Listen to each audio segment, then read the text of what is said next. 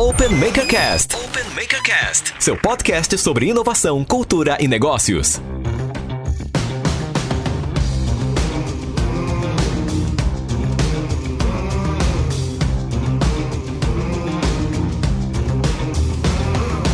Hello, Founders! Sejam todos muito bem-vindos ao Open Makercast, o seu podcast sobre inovação, cultura e negócios. Eu sou Edson Mackenzie, empreendedor e investidor de startups. Para mim é uma honra gigante estar aqui conversando com vocês nesse podcast. Um podcast feito única e exclusivamente para ajudar você que é empreendedor na sua trajetória, no seu caminho, tudo que você precisa no seu dia a dia. E a gente tem tanta coisa legal para você, eu vou tentar dar uma resumida aqui antes da gente começar. Não sei se você já ouviu o nosso podcast piloto, mas independente disso, a gente tem vários quadros. Por exemplo, quero dizer para você que a sua participação ela é extremamente bem-vinda nesse programa. Então, esse é um espaço aberto para você conversar com a gente. Porque essa é uma iniciativa oferecida pelo Open Maker, o primeiro hub de indústria 4.0 do país. Se você quiser saber mais sobre o Open Maker, pode acessar openmaker.ind.br e conhecer as startups que são parceiras e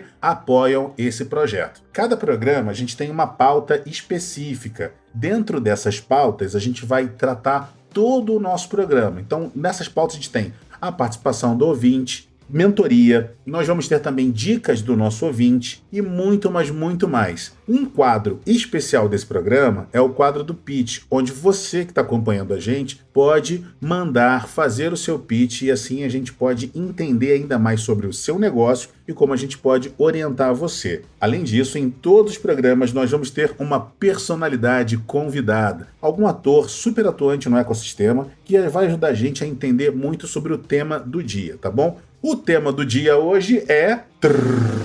Que rufem os tambores! Empreendedor iniciante. Open Makercast. Open Makercast.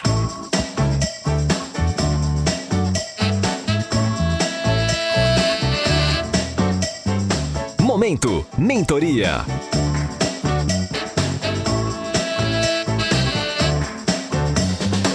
E agora, um daqueles momentos muito esperados aqui do nosso Open Makercast, o momento da mentoria. Hoje nós vamos receber o John Maicon. Ele quer abrir uma empresa. Vai lá, John, como eu posso te ajudar? Eu sou o John Maicon, estou na cidade de Patos de Minas e pretendo me tornar um empreendedor abrindo uma loja de roupas. A dúvida que eu tenho é se com esse momento de pandemia é bom aproveitar para abrir um negócio que seja apenas delivery, que não vai precisar de ter uma loja física, já que está muito restrito o funcionamento, ou é melhor esperar isso passar e esperar as coisas estabilizarem para poder investir? Legal, John. A primeira coisa que você precisa ter em mente é se a solução que você está desenvolvendo ela tem um público específico, porque muitas vezes quando a gente quer fazer algo, a gente só vai pelo desejável. E o negócio ele precisa passar por um prisma chamado desejável, economicamente viável e tecnicamente possível. Então, por exemplo, por mais que as pessoas desejem uma loja de roupa ou que você deseje muito, você precisa também avaliar os outros dois pontos, se ela é economicamente viável e tecnicamente possível. Quando a gente fala de tecnicamente possível, aí nesse caso a gente pode falar sobre o ponto físico, a loja.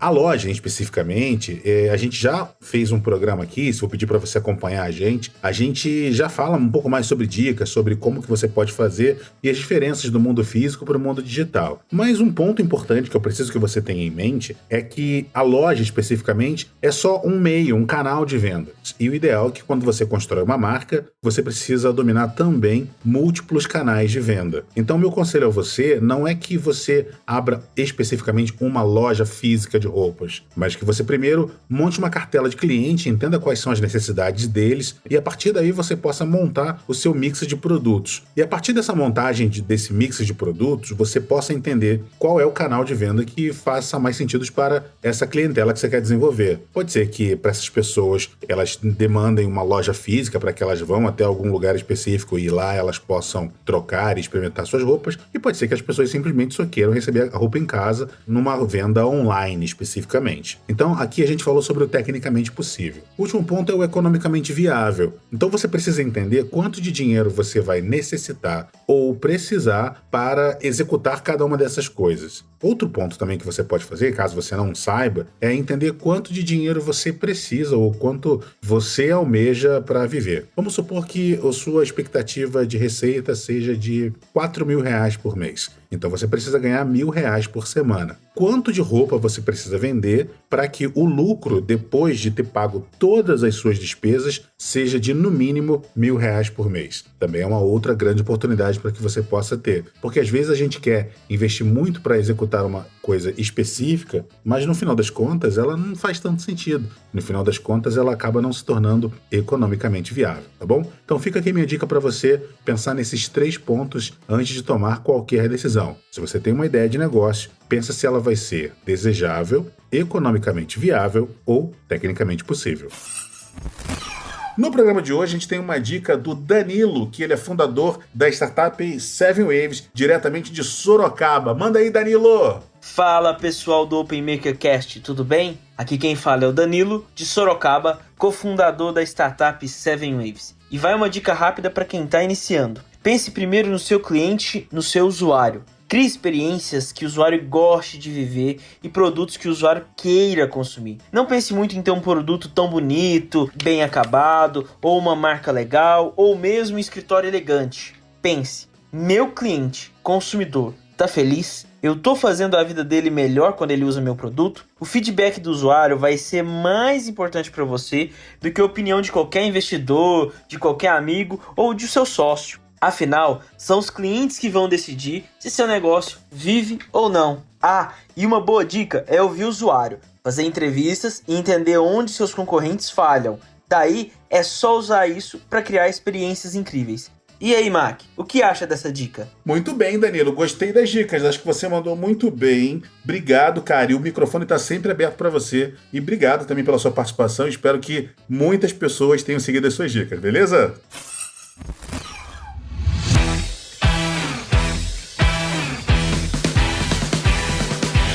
Pitch do empreendedor. E agora, um dos momentos mais aguardados do nosso podcast Open Maker Cast, que é o momento do pitch. E agora nós vamos conhecer a Clarissa, e ela vai falar pra gente sobre o Ajude ao Pequeno. Vai lá, Clarissa! Oi, eu sou Clarissa Antunes, trabalho com comunicação digital há 10 anos e sou líder de comunicação da ONG Ajude o Pequeno Brasil.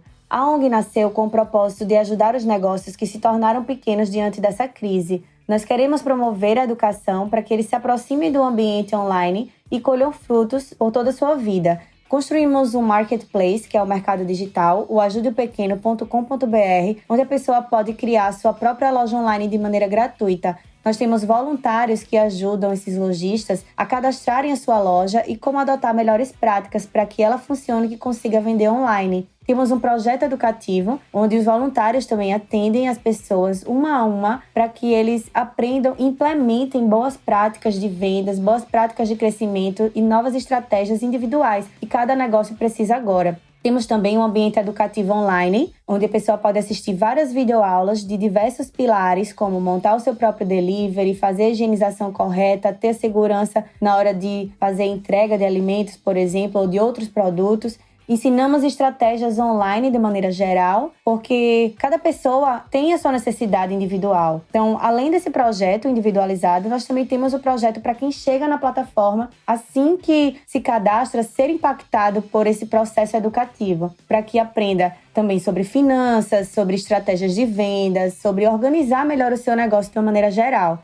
Pensando nas pessoas que não sabem comprar pela internet, nós estamos construindo uma inteligência artificial que, com machine learning, vai aprender sobre as necessidades das pessoas e dúvidas e ajudar no processo de compra, que pode ser feito em minutos e até segundos. Temos o apoio das Nações Unidas através da Unido e eles estão trazendo recursos para a nossa ONG para que a gente consiga divulgar de uma forma potencializada aí online, para que mais e mais pessoas conheçam sobre o trabalho da ONG. E nós estamos super felizes com as conquistas que a gente vem tendo, com a ajuda que a gente vem conseguindo fazer. Somos mais de 3.000 lojistas cadastrados na plataforma agora e a gente quer sua ajuda para poder divulgar esse projeto. O nosso propósito é ajudar as pessoas. Somos mais de 50 voluntários, cada um trabalhando em uma frente diferente e todos unidos por esse propósito, que é de ajudar esses negócios a prosperarem e crescerem, porque agora não é hora de desanimar, não é hora de parar. É hora de ter novas ideias. A gente está aqui para ajudar essas pessoas e também contamos com a sua ajuda. Se você precisar também, pode criar a sua loja online, entrar em contato com a gente através do site, porque a gente está aqui para te guiar em todo esse processo.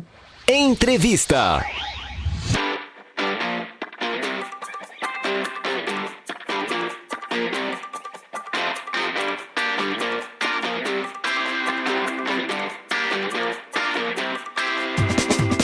Senhoras e senhores, já estamos de volta aqui no nosso Open Maker Cast, o programa sobre cultura, inovação e negócios que está rolando para você aqui. Lembrando sempre que a sua participação é sempre muito bem-vinda e a participação mais aguardada do dia chegou. Senhoras e senhores, uma salva de palmas para ele, Amuri Pinho. Bem-vindo, presidente. Muito obrigado, Mac. Muito obrigado a todo mundo que está escutando a gente. É uma honra estar aqui. Amuri, a gente fica muito feliz de receber você aqui hoje, porque, claro, hoje você está na presidência da Associação Brasileira de Startup, mas independente disso, você é um cara que é muito generoso, compartilha muito conhecimento na internet, principalmente ajudando as pessoas no investidores.vc e, claro, participando em palestras, workshops, treinamentos, mentorias, você está constantemente conversando com muita gente. O Open Maker Cast, ele tem o objetivo de levar conhecimento prático e direto para empreendedores em todo o Brasil que estão acompanhando a gente. E sempre a gente está conversando com gente dos mais diferentes níveis. No programa de hoje, a gente está batendo muito na tecla do empreendedor iniciante. E eu lembro com muito carinho de uma apresentação que você fez uma vez sobre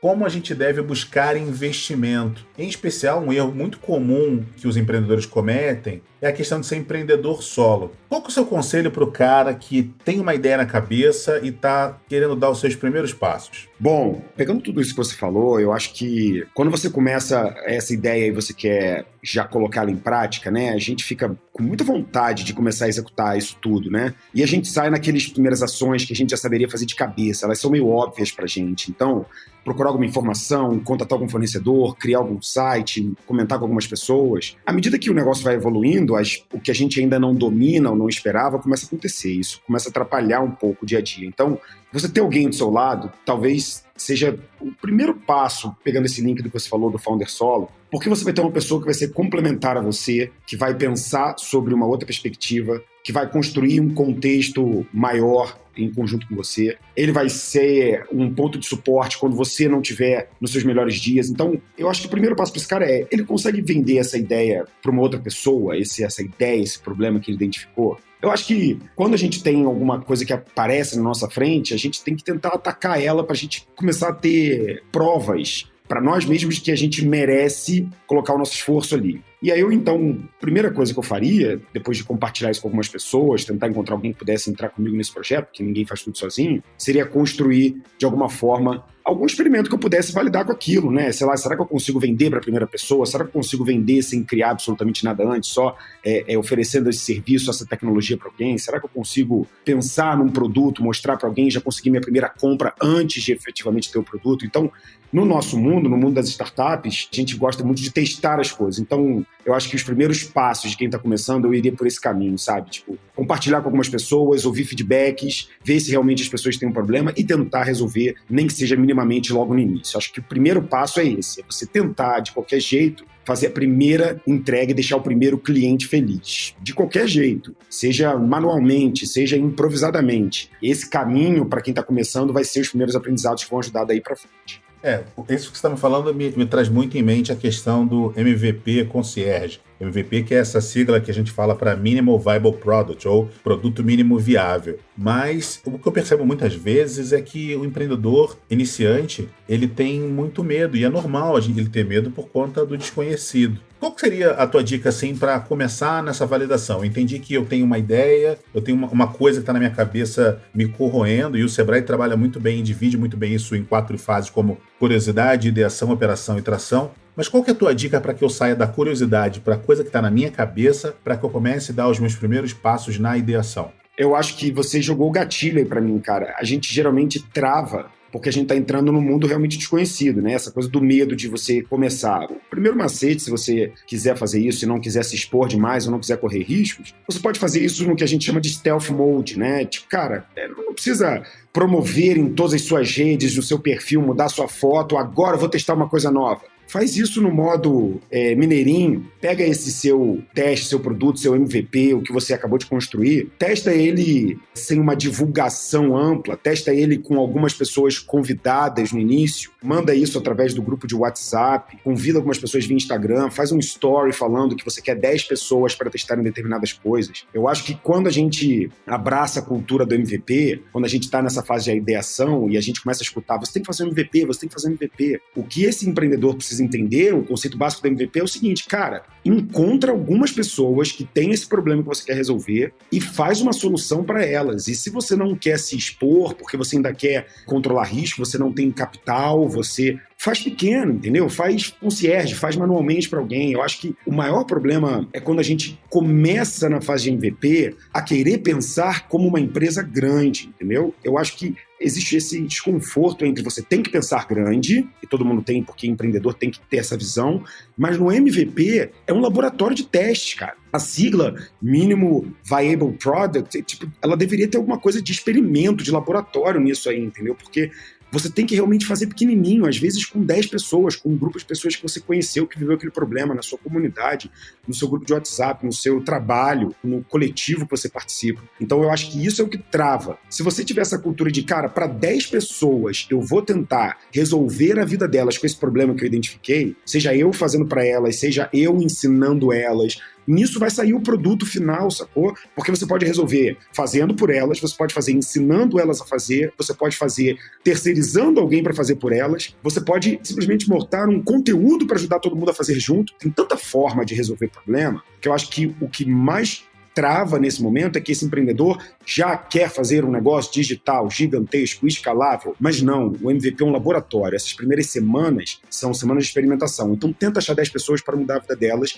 do ponto A para o ponto B. Se você conseguir fazer isso, você já vai ter tido o primeiro passo e já vai poder falar para todo mundo que você já lançou uma iniciativa e que já está funcionando, que já está rodando, ou que você, no mínimo, está aprendendo. A minha dica nisso aí é que eu traduzo de outra maneira. Em vez de traduzir como produto mínimo viável, eu traduzo como o máximo de valor que você consegue entregar com o seu produto. Exato. O máximo de valor que você puder entregar dentro do que você tem. Acho que a gente consegue evoluir muito. Hoje, por exemplo, mais cedo, Amorim, aqui no programa, a gente teve a participação do Johnny, que ele tá interessado em abrir uma loja de roupas. E ele tá falando que, por conta desse momento da pandemia, ele prefere, em vez dele abrir uma loja física, abrir um e-commerce e abrir um e-commerce com delivery. Quer dizer, ele quer tentar entregar a roupa para a pessoa. Eu percebo muito que, tão importante quanto você ter um bom produto, também é você dominar o canal de vendas. Você acha que o empreendedor iniciante ele tem que dar atenção para isso mesmo ou não? Onde tem que estar a atenção do empreendedor de primeira viagem? Cara, ele quer montar uma loja de roupa. A gente tá na pandemia e ele sabe que a questão das entregas, das compras, das lojas, etc., não vai voltar tão rápido. Eu quero usar esse exemplo para falar uma coisa que eu acho que talvez seja o primeiro passo desse empreendedor que quer começar alguma coisa. Qual é o nicho dele? Quem tem esse problema e que problema ele está resolvendo e como é que ele vai fazer a melhor entrega para esse nicho específico? Vender roupa,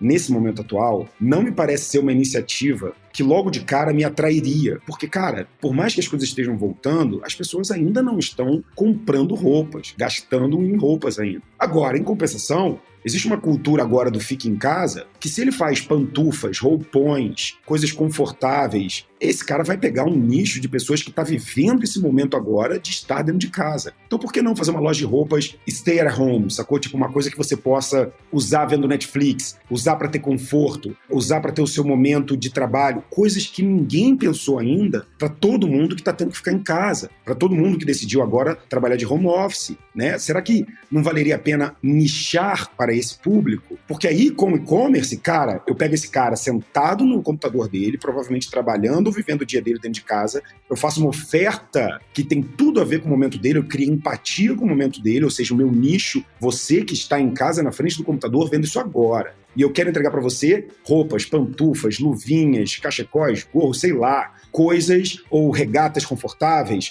ou meias antiaderentes, whatever, entendeu? Mas o que essa galera vai querer ter isso agora e falar, caraca, tem tudo a ver comigo agora. Então, o primeiro passo para ele que pediu esse feedback e para qualquer empreendedor que está começando é escolha esse nicho, cara, escolha bem, entenda bem quem que você está vendendo e dê uma olhada em volta dessa pessoa. Essa pessoa está saindo de casa para ir comprar? Essa pessoa está comprando roupas agora? É o momento para isso? Ou ela está disposta a comprar outro tipo de roupa, outro tipo de itens para ela. Então, entender essa persona, entender com quem você está conversando, é o passo número 1 das vendas e, ao mesmo tempo, é o passo número 1 para você construir não só o produto em volta disso, a oferta de valor em volta disso, mas todo o texto, cópias, imagens. Então, a primeira parte é com quem que eu estou falando, quem é minha persona, quem é, o que que ela vive, o que que ela come, onde é que ela anda, o que que acontece em volta dela. Ao entender esse cliente, isso é uma das fases do que a gente chama de Customer Development, né? Que é entender esse cliente na profundidade, perguntar para ele, entender o contexto dele, ser um antropólogo do dia a dia dele, é entender como fazer o produto perfeito, o marketing perfeito, a venda perfeita. É aquele velho caso da gente identificar, entender as necessidades deles antes de tomar as decisões de investir milhões e milhões.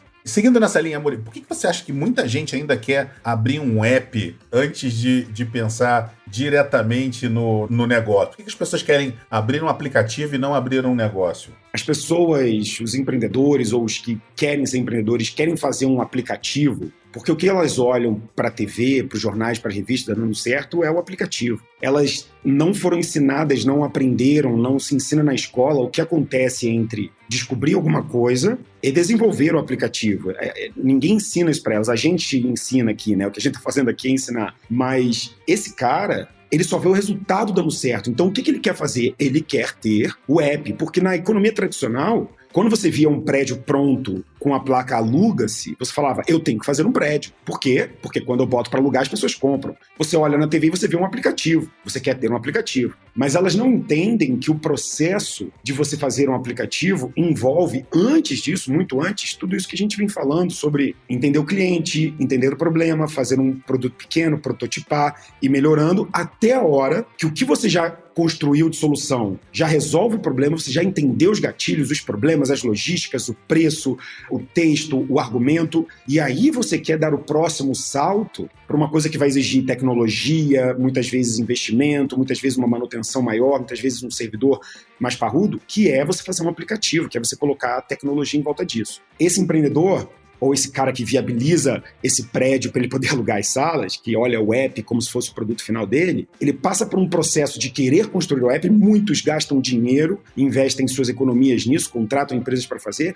e só vão descobrir que o aplicativo não está funcionando quando lança. Por quê? Porque ele não teve todo o processo antes do aplicativo de entendendo e construindo alguma coisa que as pessoas precisem de verdade. Ele só acha que tem que ser feito. Esse é o problema, porque ninguém, quando vê um app lá, quando você clica para baixar, tem um botão. Descubra a história por trás desse app. Para você descobrir como é que ele foi feito, não tem.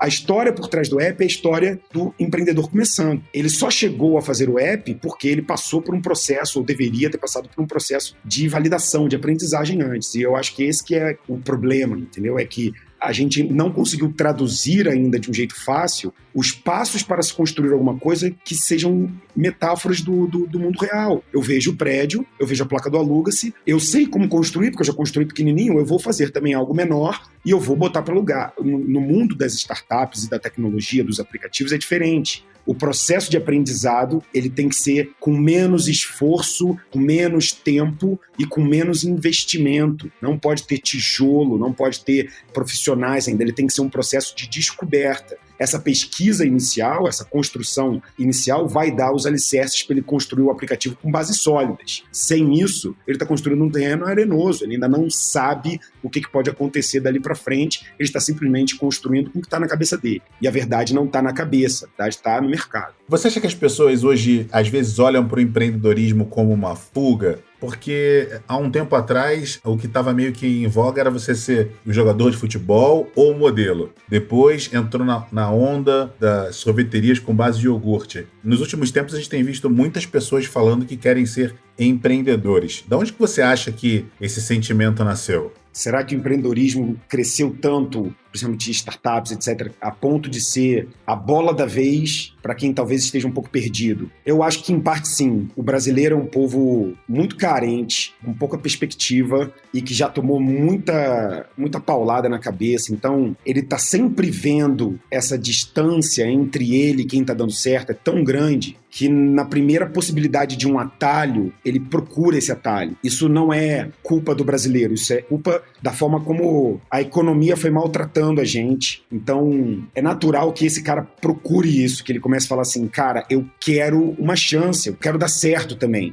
E eu tenho visto tanta gente nesse empreendedorismo, eu tenho visto tanta gente no mundo das startups, eu quero também isso. Eu não diria que é uma fuga, eu diria que é um pedido de ajuda. E ele ainda não sabe que esse pedido de ajuda vai depender quase que exclusivamente dele. Ele vai ter algumas ajudas, ele vai ouvir esse podcast, ele vai ouvir o que eu falo, o que você fala, o que as pessoas que estão do lado do ensinar, que já viveram muita coisa, ele vai acabar sofrendo muito. Mas, ao mesmo tempo, algumas dessas pessoas que saem nesse pedido de ajuda e que também é um pouco de moda, mas que faz parte da economia, algumas delas vão conseguir acordar. Algumas vão piorar a sua situação, vão quebrar, vão investir mais, vão perder tempo, podiam estar no emprego. Empreender não é para todo mundo, cara. Empreender é um negócio super difícil, é muito mais difícil do que ter um emprego, muito mais difícil. Principalmente num país como o Brasil, que tem tantas dificuldades, burocracias, e a gente realmente dá de frente com algumas coisas improváveis, impossíveis às vezes. Mas a verdade é que esse empreendedor, ele faz uma busca por uma sobrevivência que ele acaba encontrando no empreendedorismo tanta informação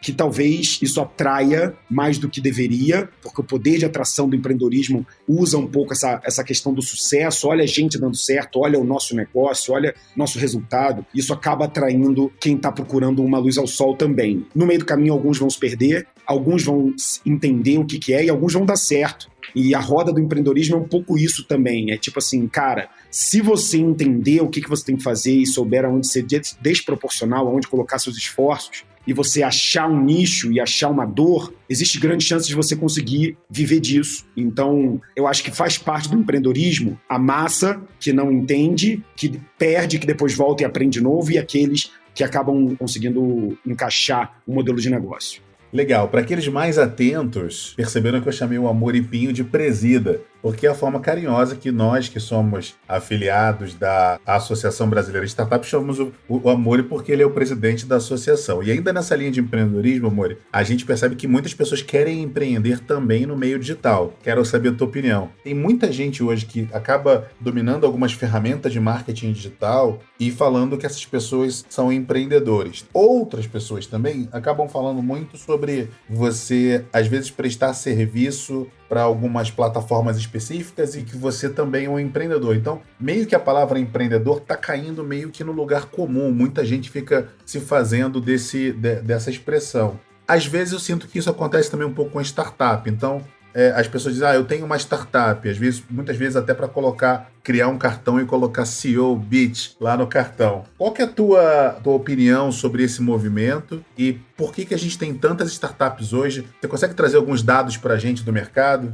Consigo. Eu acho que todo mundo que está numa iniciativa que depende dela para ir construindo as coisas, as parcerias, os sites, os conteúdos, por mais que seja vender um produto digital, eu acho que isso sim é uma atividade empreendedora. Então, eu acho que está tudo no grupo, e aí tem vários subgrupos, mas está tudo no grupo. Tente resolver aí a sua vida criando alguma coisa da sua cabeça, usando seus esforços e coordenando as ações assim. Se você não trabalha para ninguém recebendo um salário, se você dá o seu jeito de você fazer o seu dinheiro, eu acho que você é um empreendedor. Então, para mim, tá válido, tá no campo, tá dentro das 4 linhas. Para cada um desses nichos, tem as suas boas práticas, boas referências, né? Você pode ser um empreendedor de um negócio, de um curso, se você faz um puta de um conteúdo e as pessoas que assistem ficam felizes com aquilo. Você pode ser um empreendedor digital se você consegue criar uma coisa que seja escalável e etc e tal. No caso das startups, eu acho que funciona um pouco como aquela primeira pergunta em que a gente falou sobre essa questão de expectativa, de querer encaixar. Eles enxergam que o mundo das startups tem tanta mais atenção hoje em dia, investimento, uma cultura mais jovem, uma adaptabilidade para essa linguagem mais digital, que todo mundo quer ter uma startup. E existem conceitos super complexos nisso aí, porque tem negócios que começaram offline, foram se digitalizando, viraram startups, tem negócios que são startups e que uma parte do processo é super offline. Então, é super sombrio, não é sombrio, mas é super confuso, nebuloso, o que poderia ser considerado uma startup e o que pode acabar virando. Então, todo mundo acha que qualquer coisa pode ser uma startup. Esquece da definição básica lá, de que se a gente voltar ao core, ao centro, né, a gravidade disso aí, vão ser empresas digitais, né? Ou seja, que resolvem com tecnologia problemas tentando, de certa forma, ganhar um pouco mais de eficiência ou diminuir custos, geralmente cortando intermediadores. Então, ele vai ganhar escala por causa da tecnologia, ele vai ter um modelo de negócios repetível e escalável porque ele vai cortar alguns caminhos que já existem hoje no mundo, então ele vai ser mais eficiente, e ele vai tentar implementar um modelo de negócio diferente, em busca de um modelo de negócio que vai ser uma assinatura, uma transação, uma taxa. Essa fórmula, quanto mais você se afasta dela, menos startup você é. Então, muita gente ainda usa essa coisa de, cara, eu tenho uma startup para poder ser o CEO, para poder participar, para poder estar nos eventos, para poder me sentir pertencente, e acaba não sendo, faz parte disso aí. A gente tem hoje 15 mil startups, basicamente, na base da B-Startups, 4 mil são filiadas à B-Startups, né? As outras são startups antigas ou startups coletadas pela internet, que o Startup Base faz isso. E a maioria das startups no Startup Base, sim, são startups, mas é muito normal no início de uma atividade empreendedora, esse cara acabar colocando rótulo de startups sem sequer saber que o negócio dele não tem uma pegada de escalabilidade, de ser digital, de trazer tecnologia. Mas eu hoje, Mac, eu entendo esse processo como parte de um funil educativo que vai existir para sempre no universo das startups e que a gente só vai conseguir melhorar ele, mas nunca eliminar. A fase do desconhecimento e de achar que você tem um negócio, que achar que você tem uma startup, que achar que você tem que ter um app, ela vai fazer parte, ela é inerente ao mundo das startups. O que a gente tem que tentar fazer é as pessoas não sofrerem tanto tempo nesse labirinto, porque elas precisam em algum momento aprender que existe um caminho, uma metodologia, um jeito startup de se fazer as coisas, que tem que começar o mais digital possível, que tem que começar o mais validação possível, o mais MVP possível, com capital próprio no início para você aprender, que tenha um nicho e que converse com uma audiência. Eles têm que aprender que existe isso. Ninguém começa a operar na bolsa só na loucura, sacou? Tipo, no automático. Quem faz isso bota dinheiro no banco. Se você entra na bolsa e vai lá comprar as ações, você tem que minimamente entender como é que aquilo funciona. E eu sinto que não tem essa cobrança nossa para tipo assim, cara, vai lá estudar um pouquinho, vai lá aprender um pouquinho disso aí, entendeu? Porque você está perdendo tempo no labirinto de quem acha que está tendo uma startup, de quem está empreendendo. Essa é um pouco a minha opinião por isso. É desse lado. Mas eu acho que tudo que é pertencente ao mundo empreendedor vai acabar caminhando um pouco para o digital e para a startup, principalmente após a pandemia. E eu acho que a gente vai continuar tendo que educar essa característica para sempre. Meu querido amigo, meu querido irmão, eu tenho tanto carinho por você, estamos indo para a reta final, mas eu não posso fechar esse programa sem te perguntar do CASE, que é a maior conferência, a principal conferência, a conferência anual de empreendedorismo e startups da América Latina, que esse ano tem uma novidade gigantesca que eu fiquei sabendo há pouco tempo. Eu queria saber se você pode dar mais detalhes para a gente, como vai ser o CASE em tempos de pandemia. Pô, cara, obrigado por perguntar isso, porque você tem uma história com o CASE e eu tenho uma história com o CASE. O CASE é um evento que nasceu enquanto a gente já estava ali empreendendo, e tanta gente que está ouvindo a gente já foi em alguma das edições do CASE. A edição 2020 do CASE, ela vai seguir a nossa premissa básica, ser a melhor edição de todos os tempos. A gente vai fazer ela pela primeira vez 100% online e 100% gratuita. A gente tem a expectativa de ter mais de 40 mil pessoas numa parceria inédita, que é a B-Startups mais Sebrae. Sebrae com a B-Startups, numa iniciativa incrível, em parceria com Santa Catarina, com a CAT, parceria com o Sebrae Nacional. Vai ser um negócio incrível. 2 eventos, sendo um só, CASE Startup Summit. Então você tem o Startup Summit, que tanto marcou o Sebrae, que tanto marcou a comunidade de Santa Catarina, de Floripa, e você tem o CASE, que sempre esteve presente em São Paulo, que sempre foi um evento gigante, um encontro do ecossistema, e a gente junta essas duas forças para fazer uma experiência incrível, onde as startups vão poder ter seus espaços de networking, vão poder expor, onde a gente vai ter palcos simultâneos, palco principal, os 4Hs, Hacker, Hipster, Hustler e Hyper, onde a gente vai ter palestrantes internacionais, numa experiência não de 2 dias, como era o CASE, mas 4 dias inteiros, assim. A gente vai fazer um negócio incrível e, cara, vai ser uma honra poder contar com toda essa audiência que está ouvindo a gente para curtir um CASE que não muda em quase nada o formato. A gente continua tendo awards, que você foi vencedor como mentor do ano. A gente continua tendo todos os palcos, todos os nossos patrocinadores, ou seja, o CASE vai se tornar o evento mais digital, vai ser o maior evento de startups da América Latina, só que dessa vez online, digital, num formato que ninguém experimentou até hoje, e a gente só conseguiria fazer isso por causa das parcerias e por ser o CASE Startup Summit, a B-Startups e Sebrae. Isso é lindo e é uma grande inspiração que todo empreendedor, em especial empreendedor iniciante, precisa aprender, é adaptar-se. Ver o quanto o CASE se transformou e vem se transformando ao longo dos anos com o próprio ecossistema e o quanto está se adaptando por conta dessa pandemia, não se abatendo, seguindo em frente, se transformando, é especial. Amoripinho, obrigado mais uma vez. Convido você da nossa audiência a acompanhar, pesquisar, tá acompanhando a gente aqui no seu tocador de podcast preferido, a pesquisar o podcast chamado Pitch, que é o podcast do Amoripinho, que também tem um histórico de radialista, assim como eu. As nossas histórias se confundem, se aproximam. É verdade. A gente tem uma amizade de tanto tempo. Há 10 anos atrás tem uma imagem, a gente fez uma viagem para os Estados Unidos, a gente dividiu a casa, o Amori descobriu que eu ronco, foi engraçado demais. E a gente tem um carinho gigante aqui, e como a gente está acompanhando e sempre aqui, minha admiração por você, cara, é indescritível. Mais uma vez, obrigado. E você quer deixar seu recado? Como é que as pessoas te encontram? Além do podcast Pitch, pode catar no Instagram também, @Amoripinho. Enfim, o espaço é seu, meu irmão. Muito obrigado, Mark. Eu vejo que a gente já se conhece há mais de 10 anos, cara, e que a gente tá ficando muito bom, né, cara? A gente tá melhorando, cara, que nem o uísque, cara. Eu também acho. Pô, cara, muito bom Essa é a isso, melhor ver parte. como que a gente conseguiu evoluir nossas ideias. Eu era uma criança, né? Você já era um cara com mais experiência do que eu, você já tinha tido um negócio, Mas é impressionante como a gente vai evoluindo nisso tudo e é muito legal poder estar aqui compartilhando, ouvindo isso por mais 10 anos, 20 anos, construindo o ecossistema, fazendo o que a gente faz. É muito legal poder participar disso aqui. 19 a 23 de outubro, Case. Entrem lá no site do B-Startups, entrem no site do Sebrae, façam sua inscrição. Vocês podem me achar no @Amoripinho em todas as plataformas, Instagram, YouTube, podcast. Então, muito obrigado pelo espaço, muito obrigado por ter feito o convite, pelas perguntas provocadoras, provocativas. Adorei. Obrigado a todo mundo. Foi um prazer estar aqui com vocês. Open Maker Cast. Open Maker Cast.